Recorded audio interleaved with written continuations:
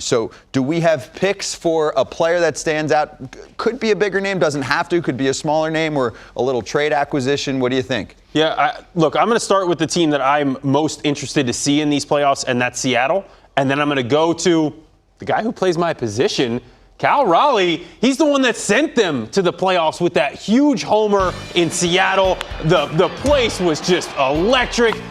This kid can hit home runs, 27 on the year. He's got prodigious power. Yes, he strikes out a lot. No, the average is not there. But all you got to do is have one or two of those big swings in the postseason to make your mark and to make your name.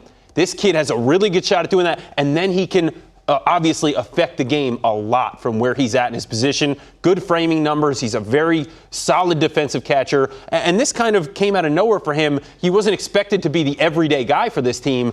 They had some injuries early in the year, but I love what he brings. I think he's a really good shot this year. I love that pick. What about you, Jake? Yeah, you know what? I'm going with the Padres. Again, a team I'm interested to see what they do in the postseason. We know Soto. We know Machado's over there. Josh Bell, I think, is going to show up in the playoffs and be hidden down there in that lineup behind Drury.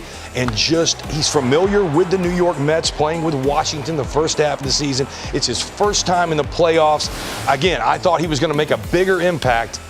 Josh Bell's my guy. I'm going Whit Merrifield. This was a trade acquisition that I think should have been highlighted more. Santiago Espinal's dealt with injuries, oblique issue, hasn't played in a couple weeks, not sure if he ended up cracking the roster, but regardless, he lost the starting spot. Whit is your starting second baseman, came up just after the Royals had their big run, and I think called up too late. He was called up at like 27 years old, but he's been hitting the ball lately, and I think he could show up big for them as well throughout this postseason. So those are, I would call them like our sleeper potential legends. All of his first time in the playoffs, too. Exciting for all of those guys. I think of David Freese, because that name has lived on forever in St. Louis because of his run in 2011, and that's one of those guys right there. Yeah, that's where his name was born in the game, in the work that he did in the postseason. Hey, it's been a party in Seattle. Now they're watching their team play playoff baseball up in Canada, where it's going to be nuts. We'll check in on the madness up there in Toronto. Coming up next.